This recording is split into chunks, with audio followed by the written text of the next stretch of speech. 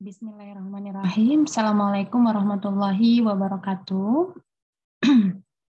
Baik, untuk pertemuan hari ini, saya akan melanjutkan materi tentang biopsikologi, yaitu mengenai anatomi dari neuron atau sel syaraf. Di pertemuan sebelumnya, kita sudah membahas mengenai overview dari sistem syaraf manusia.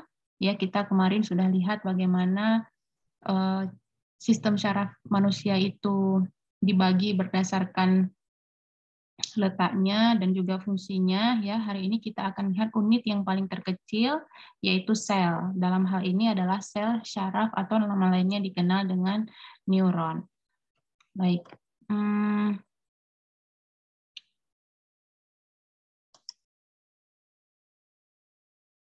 Oke.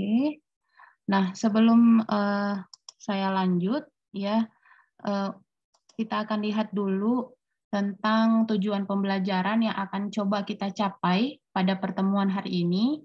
Yang pertama adalah kita akan lihat dulu definisi dari neuron. Apa itu neuron beserta dengan bagian-bagiannya, ya, anatomi dari setiap bagiannya dan juga apa saja fungsinya.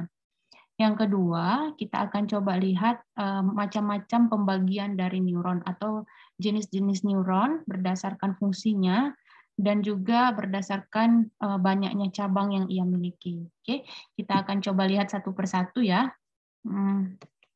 Yang pertama, kita akan lihat dulu apa definisi dari neuron atau sel syaraf. Oke, ini dia. Ya.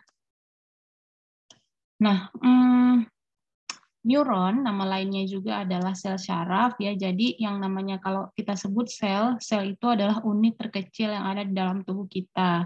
Nah, kumpulan dari sel kemudian akan menjadi jaringan, kumpulan dari jaringan akan menjadi organ, kumpulan dari organ kemudian akan jadi sistem organ, baru kumpulan sistem organ akan menjadi kita atau organisme gitu ya. Nah, karena kita membahas hari ini unit terkecil, dalam hal ini karena kita bahas sistem syaraf, maka unit yang paling terkecil adalah sel syaraf atau neuron.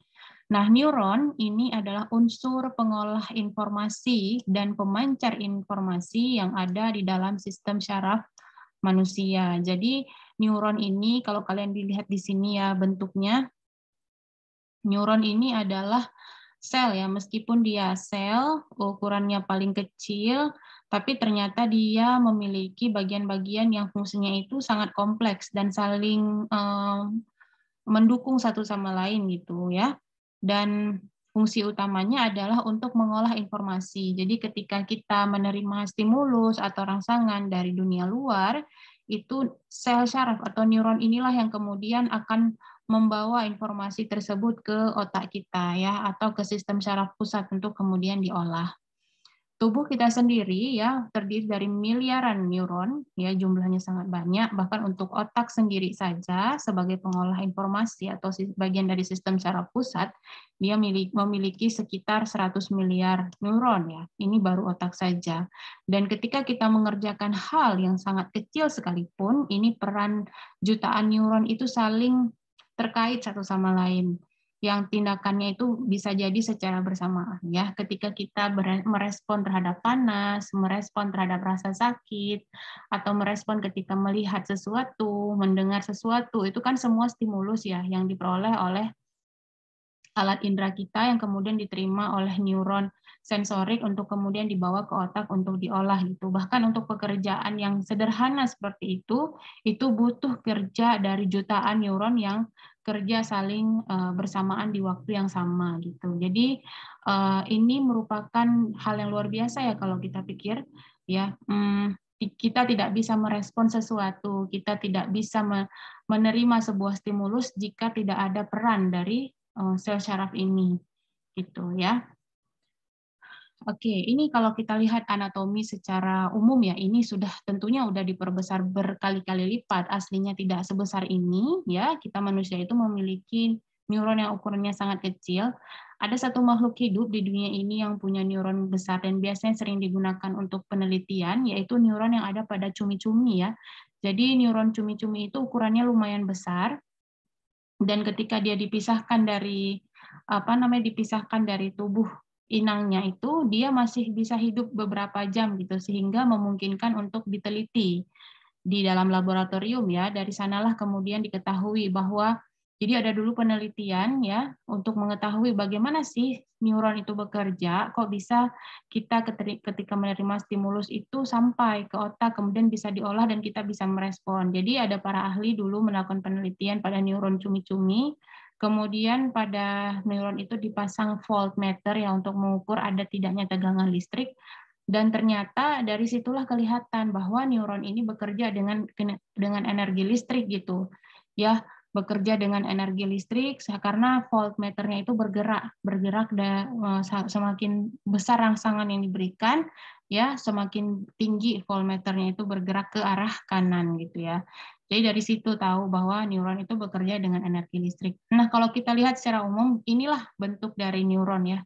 Mungkin agak berbeda dengan sel-sel yang lain ya, dia nggak punya dendrit, nggak punya akson ya. Kalau sel-sel yang lain biasanya hanya punya badan sel kayak gini dan organel-organel yang ada di dalamnya. Tapi kalau neuron itu agak sedikit kompleks ya, karena dia punya penjuluran atau punya tangan-tangan nih yang keluar baik dari penjuluran yang pendek ataupun penjuluran yang panjang gitu. Penjuluran yang panjang itu pun nanti ada bagian-bagiannya lagi gitu. Jadi kompleks karena memang tugasnya juga banyak gitu ya. Tugasnya banyak. Kita nggak bisa hidup, kita nggak bisa merespon apapun yang ada di lingkungan kalau nggak ada bantuan dari neuron ini. Ya, kita nanti akan coba lihat perbagiannya apa saja fungsinya ya.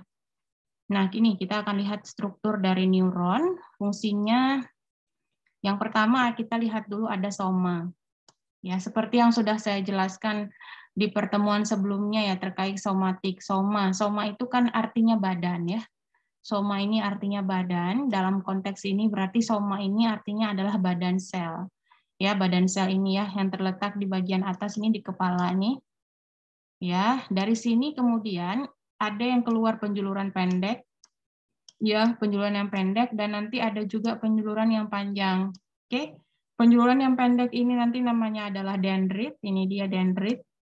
Sedangkan penjuluran yang panjang ini namanya neurit atau nama lainnya adalah akson gitu.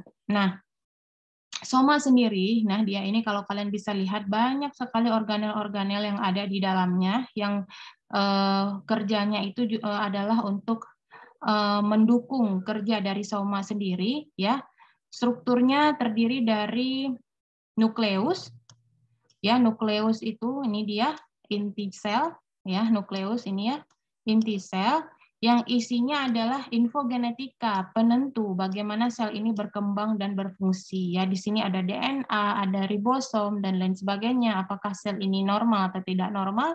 Ini semua ditentukan oleh nukleus ini, ya. Nah, selain dari nukleus, banyak bagian-bagian lain sebenarnya yang ada di dalam badan sel ini. Strukturnya mirip dengan sel-sel yang lain yang ada di dalam tubuh kita ya, ada mitokondria, tempat bernafas ya, pernapasan sel. Kemudian juga ada sitoplasma ya, cairan yang ada di dalam badan sel ya, ada ribosom seperti saya sebutkan tadi dan lain sebagainya. Jadi strukturnya ini mirip ya, mirip seperti sel-sel yang ada di sel-sel lain yang ada di dalam tubuh kita. Jadi intinya adalah soma ini terdiri dari berbagai struktur biokimia yang sebenarnya dibutuhkan agar neuron ini bisa hidup dan terdiri dari berbagai organel yang saling berfungsi satu sama lain untuk mendukung agar neuron ini hidup gitu ya. Nah, dan seperti sudah saya sebutkan tadi juga, dari badan sel ini kemudian ada penjuluran yang pendek, ada penjuluran yang panjang. Oke, ingat ya, penjuluran yang pendek dan ada penjuluran yang panjang. Nanti kita akan lihat. Nah, ini dia ya, ini yang saya maksud. Dendrit yang pertama. Nah, dendrit ini ya, penjuluran yang pendek. Nah, ini kan dia pendek-pendek ya, kalau bisa kita lihat. Ya, penjulurannya pendek-pendek ya. Disebut juga dengan cabang dari neuron, fungsinya adalah menerima informasi dari neuron lain dan mengirimkannya ke badan sel. Jadi di dendrit ini nanti kan ada menempel gitu neuron-neuron yang lain ya. Di sini nempel neuron-neuron yang lain, terhubunglah dengan si dendrit ini. Jadi fungsi dendrit ini adalah dia menerima rangsangan yang diperoleh dari neuron sebelumnya untuk kemudian disalurkan ke badan sel gitu ya. Jadi masuk ke sini kemudian dikasih ke badan sel. Nah, kemudian akan diteruskan ke akson. Nah, ini merupakan penjuluran yang pendek dari badan sel atau penjuluran yang pendek dari soma gitu. Oke. Nah, berikutnya adalah akson. Nama lainnya adalah neurit ya. Nah, tadi dendrit ini kan fungsinya menerima ya, menerima rangsangan yang diperoleh dari neuron sebelumnya untuk kemudian disalurkan ke badan sel. Nah, fungsi akson adalah meneruskan ya. Dia meneruskan informasi yang sudah masuk ke badan sel ini diteruskan di sini dikirimkan ya, dikirimkan ke neuron-neuron lain. Nanti di sini di ujung ini akan ada neuron-neuron yang lain gitu, neuron-neuron lain di sini. Oke. Nah, dan ini akson atau neurit ini adalah penjuluran yang panjang karena ya kita bisa lihat ini dari bentuknya dia lebih panjang dibandingkan dengan dendrit. Oleh karena itu dia disebut sebagai penjuluran yang panjang dari soma. Ya, jelas ya bedanya akson dengan dendrit ya. Dan akson dendrit inilah yang membedakan sel syaraf dengan sel-sel yang lain gitu. Sel-sel yang lain kayak sel darah dan lain sebagainya itu nggak punya akson dan dendrit. Jadi akson dan dendrit ini hanya dimiliki oleh sel syaraf. Kenapa perlu ada dendrit dan akson? Karena nggak boleh keputus gitu ya. Sel syaraf kalau misalnya terputus, maka informasi nggak sampai ke sistem syaraf pusat untuk diolah dan nggak bisa dikirimkan lagi ke otot atau ke kelenjar untuk diberikan respon apa yang harus dilakukan gitu. Untuk itu makanya mereka tidak terputus dan saling terhubung satu sama lain melalui dendrit dan juga akson. Nah, berikutnya anatomi yang lain atau struktur yang lain dari sistem dari sel syaraf itu adalah adanya selubung mielin. Nah, selubung mielin yang ini yang warna-warna kuning ini kan yang tadi di dalam ini adalah akson ya yang panjang tadi ya. Nah, selubung mielin ini adalah selubung yang menutupi neurit atau yang menutupi akson tadi gitu. Karena kan kalau kita lihat bentuknya itu tipis sekali. Jadi kalau misalnya tidak diselubungi oleh lemak ini khawatir putus gitu ya. Karena kan dia bekerja nonstop menerima rangsangan dengan berbagai jenis rangsangan gitu ya. Jadi selubung mielin ini dia menutup akson supaya lebih kuat gitu ya, supaya lebih kuat. Dan juga untuk mempercepat gitu dan untuk mempercepat impuls syaraf ya dengan adanya bantuan dari selubung mielin ini. Jadi fungsi dari selubung mielin yang pertama adalah untuk melindungi akson ya, untuk melindungi akson, yang kedua adalah untuk mempercepat impuls syaraf ya. Karena kayak tadi saya bilang ya yang di slide awal-awal tadi bahwa ketika kita mengerjakan hal yang kecil sekalipun ya merespon terhadap sakit, misalnya digigit semut kah atau merespon terhadap cahaya, melihat sesuatu, itu kan hal sederhana yang mungkin responnya itu sepersekian detik, kita nggak bisa hitung gitu kan. Nah, untuk memberikan respon yang sebegitu cepat, maka banyak sekali sel syaraf yang harus bekerja dalam waktu yang sama. Untuk itulah sel syaraf ini harus kuat gitu ya, harus dibekali dengan struktur dan yang kompleks dan juga bisa bekerja dalam waktu yang sangat singkat. Dan juga bahkan kita bisa merasakan hal yang sama dalam waktu yang bersamaan. Di saat yang bersamaan kita melihat, di saat yang bersamaan kita bisa mendengar, di saat yang bersamaan kita bisa merespon rasa sakit. Jadi berbagai jenis stimulus ya. Untuk itu makanya sel syaraf ini harus benar-benar kuat sehat ya supaya dia bisa menerima dan mengolah informasi atau impuls dalam waktu yang singkat tadi ya. Untuk itu makanya organel ataupun struktur yang dimiliki oleh sel syaraf ini benar-benar kompleks ya dan saling mendukung satu sama lain. Oke, udah 3 bagian ya. Udah 4, pertama soma, dendrit, akson, dan selubung mielin. Berikutnya adalah nukleus. Nah, nukleus ini sebenarnya kalau kalian lihat tadi di slide tentang soma, dia adanya di dalam ya. Nukleus ini adalah inti sel yang fungsinya adalah untuk mengatur kegiatan sel saraf. Ya, kegiatan sel saraf ini semuanya ditentukan oleh nukleus atau inti sel. Di dalam nukleus ini ada lagi nukleolus. Nukleolus itu adalah anak inti ya. Nah, jadi di dalam nukleus inilah kemudian ada seperti saya sebut tadi kayak ribosom, kemudian ada DNA ya yang mengatur replikasi dari sel ini untuk kemudian melakukan neurogeneratif ya, melakukan regenerasi sel dan lain sebagainya. Itu semuanya diatur oleh nukleus. Baik, berikutnya ada nodus Ranvier. Nah, nodus Ranvier ini adalah bagian dari bagian dari akson ini yang kuning-kuning ini, bagian dari akson yang nggak tertutupi oleh nodus yang nggak ditutup oleh selubung mielin. Kalau tadi kan ada ya jaringan lemak yang udah saya jelaskan tadi, jaringan lemak yang menutupi akson nih ya, yang warna-warna biru ini. Nih ya, dia ditutupi berlapis-lapis gitu, kayak kita melapisi sebuah kabel, kita tutup dengan lakban itu kan berulang-ulang. Itulah kenapa nampaknya kayak ini ya, kalau dibuka kayak sheet gitu ya, kayak berlapis-lapis ya selubung mielin itu ya. Jadi dia nggak selapis tapi berlapis-lapis sehingga memang neurit itu menjadi kuat gitu. Nah ternyata ada bagian yang nggak tertutupi oleh selubung mielin ya di bagian akson. Nah, inilah yang disebut dengan nodus Ranvier. Nah, nodus Ranvier ini ketika sel saraf, ketika informasi atau impuls sudah masuk ke dalam badan sel untuk kemudian diteruskan ke neurit ini ya. Si neurit ini kan akan meneruskan tadi informasi yang didapat dari badan sel ke sel saraf berikutnya. Nah, ini kan lewat nih. Kalian bisa lihat nih positif negatif ini adalah tegangan listrik ya. Kemudian yang bulat-bulat ini adalah neurotransmitter ya, ini dia bekerja dengan energi elektrokimia seperti yang sudah saya jelaskan kemarin itu. Nah ketika impuls saraf udah sampai di nodus Ranvier ini dia lompat gitu, jadi dia lompat lewat sini terus lompat lagi, lewat sini terus lompat lagi gitu ya. Jadi transmisi informasi atau transmisi impuls itu jadi semakin cepat gitu ya, cepat, jadi sampai di nodus Ranvier loncat gitu. Jadi memungkinkan kita untuk merespon sebuah stimulus itu dengan respon yang cepat gitu ya.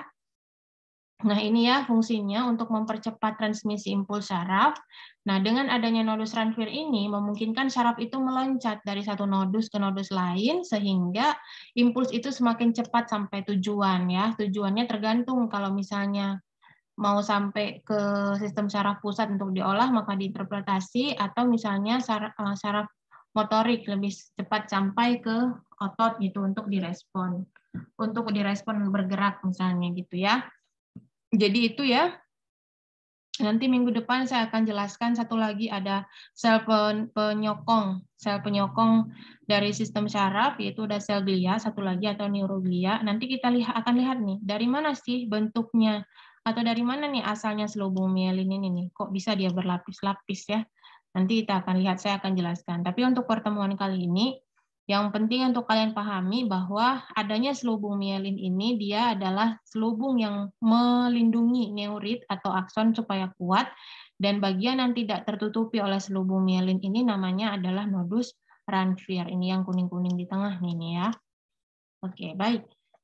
Oke, kita akan lanjut ke bagian berikutnya yaitu sinapsis. Ada yang bilang terminal sinaps ya. Jadi ini adalah ujung ya, bagian ujung saraf yang fungsinya adalah untuk mentransfer informasi dari neuron ke neuron yang lain.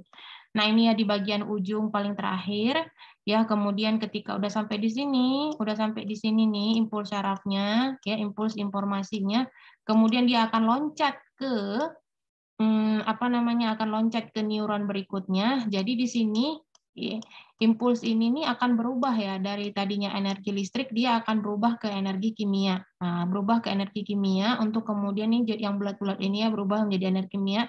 Kemudian loncat masuk ke sini untuk masuk ke sel saraf yang baru. Kalau kita lihat gambar yang agak lebih jelas ya. Nah, ini ya gambar yang lebih jelas, ini dia. Ini di sini. Oke. Nah, di sini dia letak sinapsis tadi. Ya, ini di sini di ujung ya, terminal ini di bagian penghentian terakhir di satu sel saraf sebelum dia nantinya akan terkonek ke sel saraf berikutnya. Oke, kalau dari gambar ini mungkin jelas kelihatan ya, ini dendrit, kemudian ini soma atau badan sel, kemudian ini adalah nukleus, yang ini kecil ini namanya nukleolus. Ini yang panjang ini akson, oke. Kemudian ini nodus Ranvier, bagian yang tidak ditutupi oleh selubung mielin. Kemudian ini adalah selubung mielin ini ya, yang jaringan lemak. Kemudian nanti di dalamnya ada sel Schwann. Oke, sel Schwann ini nanti saya akan jelaskan minggu depan karena dia adalah bagian dari neuglia. Oke, baik ya, mudah-mudahan bisa dipahami bagian-bagian dari neuron ya, mulai dari soma, dendrit, akson, selubung mielin, nukleus, nodus ranvier hingga sinapsis ya. Jadi sel saraf itu dia berkomunikasi dengan energi elektrokimia yang sudah saya sampaikan tadi ya.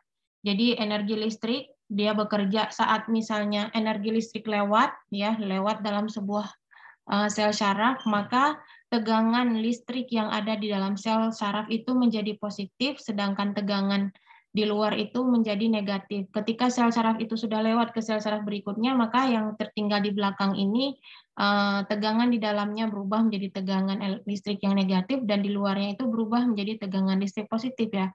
Di luarnya berubah menjadi positif karena dia bersiap untuk menerima rangsangan dari luar tubuh gitu ya. Jadi dia bekerja dengan energi listrik. Kemudian ketika udah sampai di bagian ujung sel saraf ya, ketika dia akan melompat atau mengirimkan informasi ke sel saraf berikutnya, maka energi listrik ini akan berubah menjadi energi kimia dengan bantuan neurotransmitter loncat ke sel saraf baru. Kemudian ketika udah masuk ke sel saraf baru, maka energi tadi yang lainnya berubah kimia, berubah lagi menjadi listrik gitu, sampai ke otak atau sumsum tulang belakang tuh diolah.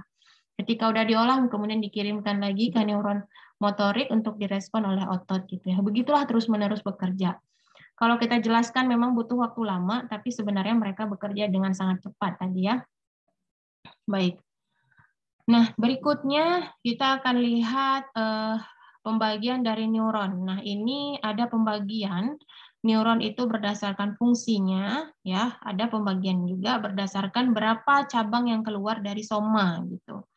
Nah, kalau dilihat dari fungsi ini ada 3 macam neuron itu. Ada neuron sensorik, ada neuron konektor, ada neuron motorik gitu ya. Nah, kalau kita lihat di sini, namanya sensorik ya, neuron sensorik. Berarti dia neuron yang tugasnya menerima informasi dari dunia luar, dari lingkungan, dari alat indera. Berarti neuron sensorik ini banyak menempel pada alat indera ya. Banyak menempel pada alat indera. Dia menerima informasi berupa cahaya sehingga kita bisa melihat sesuatu, kemudian gelombang, kita bisa mendengar sesuatu ya.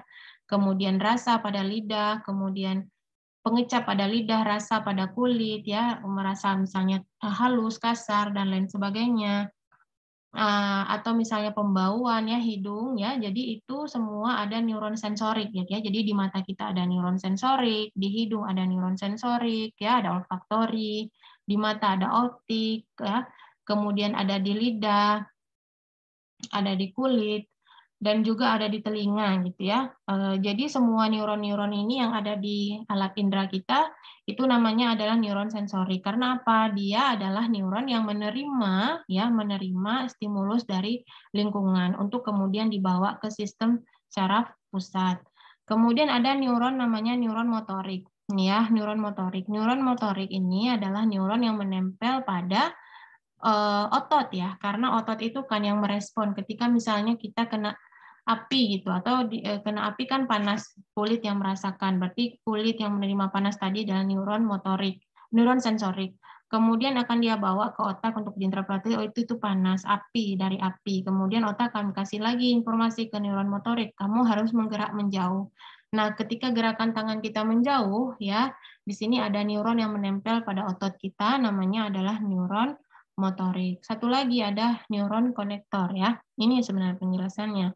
Nah, ya, neuron konektor adalah neuron yang fungsinya adalah menghubungkan antara neuron satu dengan neuron yang lain gitu. Jadi dia penghubung ya, neuron konektor ini menghubungkan antara neuron sensorik dengan neuron motorik gitu. Oke, semoga bisa dipahami ya. Nih,